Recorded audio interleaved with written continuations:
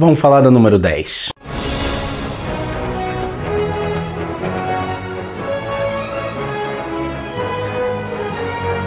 Olá, bem-vindo ao Fantasma Brasil. Chegando aqui a edição número 10 de O Fantasma, esta publicação da Mitos, que desde o número 9 passou a trazer histórias das tiras diárias e dominicais do Fantasma. Essa edição estava muito aguardada porque vinha trazendo a estreia de um dos grandes vilões da galeria do Espírito que Anda. Desde que começou a chegar nas mãos dos fãs do Fantasma, dos leitores, dos colecionadores, a capa foi motivo de grande discussão nas redes sociais. Houve várias reações relacionadas à capa, mas depois a gente fala da capa. Primeiro vamos dar uma folheada na edição.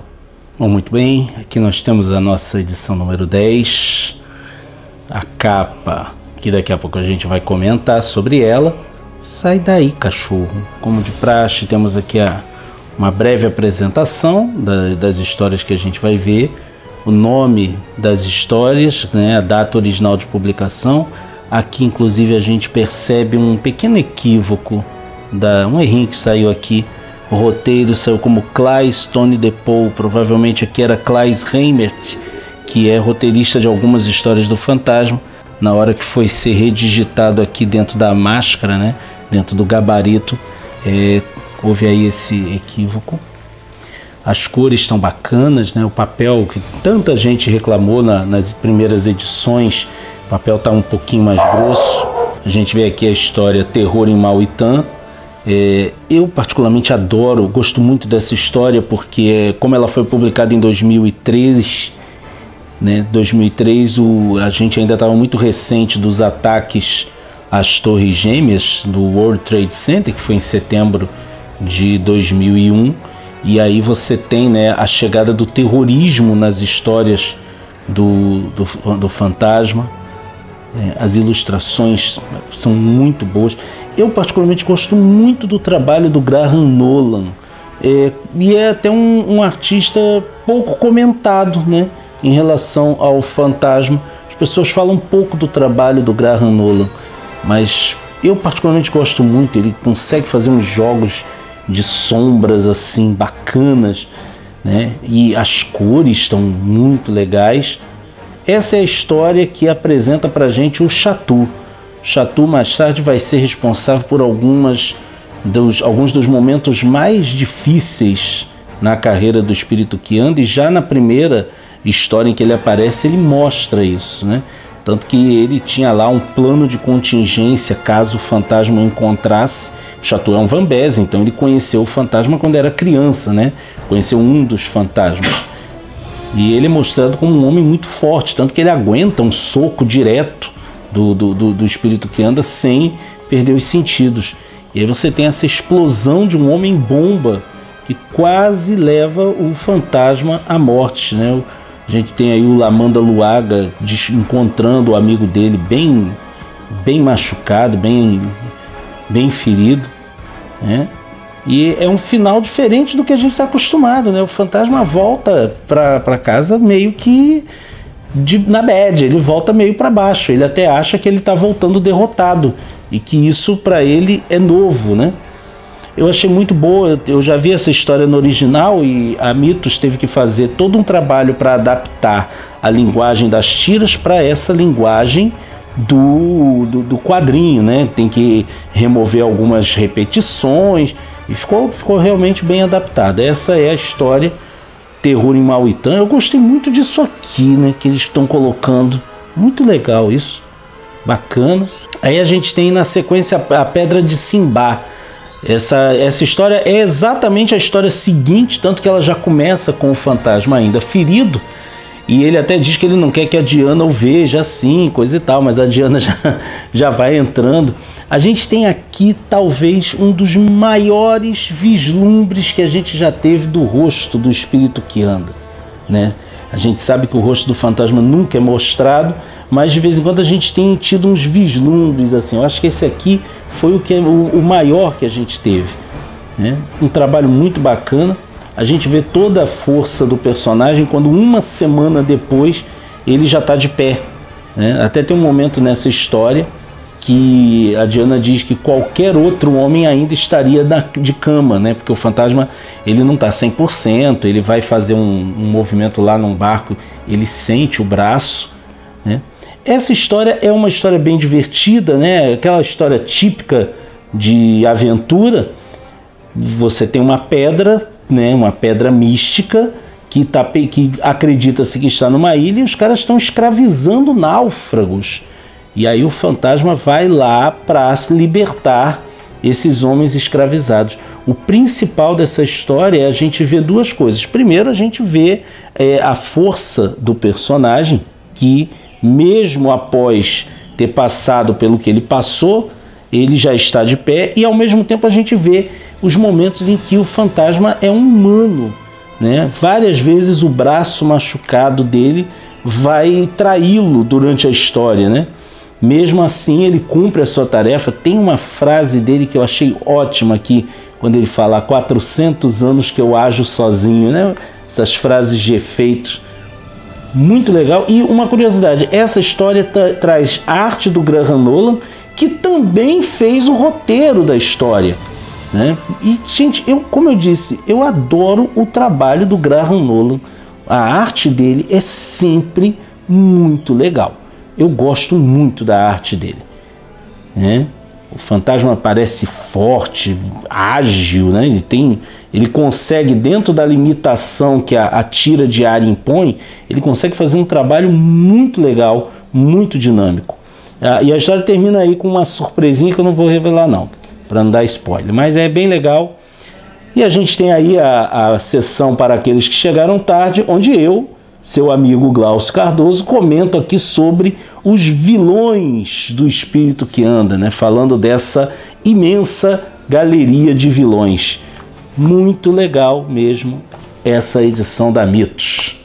Com relação à capa dessa edição, surgiu uma grande discussão nas redes sociais. Os fãs brasileiros do Fantasma imediatamente notaram que essa capa não era exatamente uma capa original.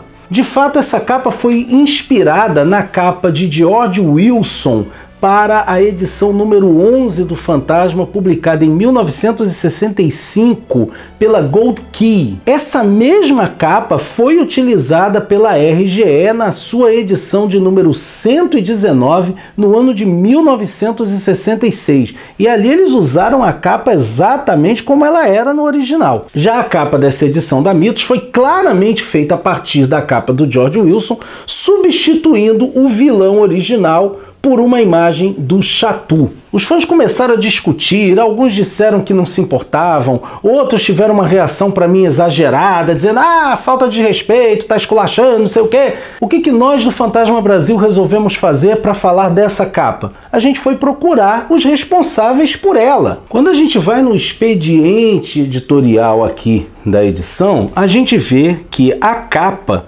tem o crédito de montagem e arte final da capa de Oclair Albert e as cores da Pri Alanis. Essa mesma dupla já tinha feito a montagem e a colorização da capa da edição número 9, que também foi feita a partir de imagens pré-existentes. Eu mandei uma mensagem para o Oclair, será que é assim mesmo que fala o nome dele ou é Oclair? Enfim, eu mandei uma mensagem para ele, expliquei sobre a discussão que estava acontecendo em relação à edição da Mitos, a questão da capa, que alguns fãs tinham ficado meio chateados, aquela coisa, e perguntei a ele se ele poderia falar pra gente como é que foi o processo de composição dessa capa. E ele respondeu o seguinte: oi Glaucio, bom dia. Oi Oclair, fico contente em poder colaborar. Geralmente recebo as referências dos editores e o resumo da história, na qual eles pedem as alterações, ou em alguns casos, fico livre para fazer a diagramação da montagem da capa. E aí eu respondi a ele dizendo o seguinte: entendi. Nesse caso, me corrija se eu estiver errado, a própria editora te passou como referência a capa do George Wilson e a solicitação de substituir o vilão original pelo da história dessa edição. E a resposta dele foi: isso! Após a arte ser concluída, eles precisam enviar para a dona da marca para aprovar a publicação. Ou seja, a capa foi aprovada inclusive pelo King Features Syndicate. Então houve aqui uma conversação entre editora, artista, tá? No caso o Oclair, e o King Features Syndicate para chegar a essa capa. Então assim, não houve nada aqui que tenha sido feito fora dos conformes, fora daquilo que é legal dentro desse universo dos quadrinhos. Aliás, se vocês lembrarem bem, esse negócio de reutilizar a arte dos outros é algo muito comum no universo dos quadrinhos. Eu não entendi por que houve todo esse debate só porque reutilizaram uma imagem de outra coisa. Eu, particularmente, não esquento minha cabeça com isso. Até porque quando a gente volta aos tempos da RGE, várias das capas desenhadas pelos artistas da RGE nada mais eram que reaproveitamentos de imagens, muitas vezes do miolo das revistas e algumas vezes de histórias que nem estavam naquelas edições. Isso sempre aconteceu. Já com relação ao fato de que o expediente da revista não traz nenhuma referência à capa original do George Wilson, eu fui conversar com o Júlio Monteiro da Mitos e ele me confessou que foi um deslize editorial, que eles cometeram esse equívoco e que só perceberam quando a edição já estava sendo distribuída. Mas é algo que provavelmente virá mencionado em uma errata de uma das edições futuras, não sei se da 11, não sei se da 12, mas tá aí a explicação. Então a gente teve um trabalho que foi feito com a anuência do King Features, que foi o trabalho de reutilizar a arte do George Wilson para fazer uma nova capa, lembrando que o King Features é quem decide, é quem dá a palavra final sobre as publicações, e houve esse pequeno deslize editorial por parte da Mitos. O que não deve ser um impedimento para que a gente curta essas histórias que estão cada vez melhores. Uma pergunta que me fizeram é se as histórias que virão na número 11, tá, serão continuação desse arco do Chatu. Não exatamente. As histórias que já estão escolhidas e anunciadas para os próximos números de O Fantasma dão sequência às histórias da tira, mas não necessariamente se ligam ao arco do Chatu. Lembrando que o Chatu ele vai aparecer até em poucas histórias. Ele não aparece em todas as histórias. Diferente da linguagem dos quadrinhos, as tiras têm um outro tempo, um outro timing para trabalhar os seus arcos de histórias. Às vezes você tem um mesmo personagem que leva anos sem aparecer, o que não quer dizer que ele leva muitas histórias. Levando em conta que cada história diária dura aí mais ou menos uns 3, 4, às vezes 6 meses, às vezes você tem 2 histórias por ano apenas rolando nas tiras diárias. As tiras dominicais seguem um outro ritmo, que você geralmente tem umas 2 histórias por ano também. Se você gostou do nosso vídeo, não deixe de curti-lo e compartilhá-lo nas suas redes sociais. Se você quiser ajudar o nosso canalzinho a continuar com o seu trabalho,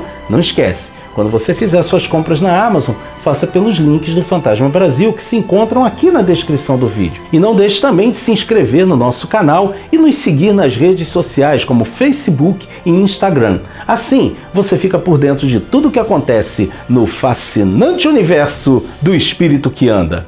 Ok? Vejo você por aí, hein?